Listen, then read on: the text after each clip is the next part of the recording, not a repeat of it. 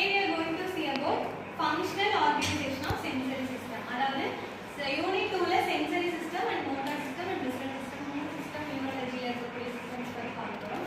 அதுல first system ஆன sensory system. Sensory system னா என்ன?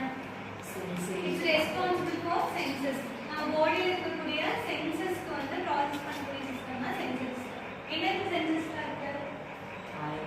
Vision, hearing, taste, touch இந்த மாதிரி இந்த ஸ்பெஷல் சென்ஸ் ஸ்மெல் இந்த சென்சஸ் எல்லாமே ப்ராப்பரா வர்க் பண்ண வைக்கிறது நம்ம நர்வஸ் சிஸ்டம் பிரெயின் கோஆர்டினேட் பண்ணி பண்ணக்கூடிய சிஸ்டமான சென்சரி சிஸ்டம். அந்த சிஸ்டம் வந்து எப்படி வந்து ஆர்கனைஸ் ஆயிருக்கு, அது எப்படி ஃபங்க்ஷன் பண்ணுது, நமக்கு எப்படி அந்த சென்ஸ்